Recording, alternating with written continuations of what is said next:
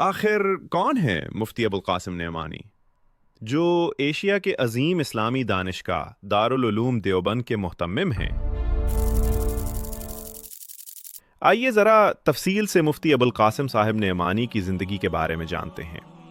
مفتی ابوالقاسم نعمانی ایک ہندوستانی عالم دین، محدث مفتی اور دارالعلوم دیوبند کے مہتمم ہیں۔ آپ کی پیدائش 14 جنوری 1947 کو بنارس میں ہوئی۔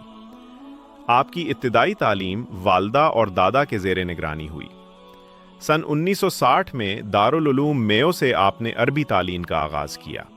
اس کے بعد سن 1963 میں دارالعلوم دیوبند میں داخلہ لیا اور سن 1967 میں آپ درس نظامی سے فارغ ہو گئے۔ ایک سال مزید وہاں رہ کر آپ نے شعبہ افتاء میں بھی تعلیم حاصل کیا۔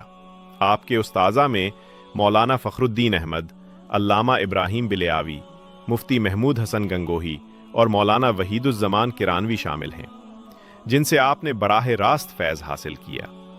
فراغت کے بعد اپنے علاقے کے معروف ادارے جامعہ اسلامیہ ریوڑی تالاب بنارس میں شیخ الحدیث اور صدر مفتی کی حیثیت سے خدمات انجام دیتے رہے۔ آپ سن 1992 سے 2011 تک دارالعلوم دیوبند کی مجلس شورا کے مستقل رکن بھی رہے، یہاں تک کہ 23 جولائی 2011 کو آپ کو دارالعلوم دیوبند کا مہتمم بنا دیا گیا۔ آپ سے قبل مولانا محمد غلام وستانوی دارالعلوم دیوبند کے مہتمم رہ چکے تھے۔ آپ موجودہ وقت میں دارالعلوم دیوبند کے مہتمم ہونے کے ساتھ ساتھ وہاں کے شیخ الحدیث بھی ہیں۔ دارالعلوم دیوبند کے مایہ ناز استاذ اور شیخ الحدیث مفتی سعید احمد پالنپوری کے انتقال کے بعد آپ کو شیخ الحدیث کا منصب تفویض کیا گیا۔ اس سے پہلے آپ دارالعلوم میں طویل عرصے تک ترمذی شریف کا درس دیتے رہے تھے۔ آپ بے شمار خوبیوں اور صلاحیتوں سے مالا مال تھے، حتیٰ کہ آپ کی لیاقت و قابلیت دیکھ کر مولانا وحید الزما کرانوی نے طلب علمی کے زمانے میں ہی عربی درجات کی تدریس کی ذمہ داری آپ کو سونپ دی تھی۔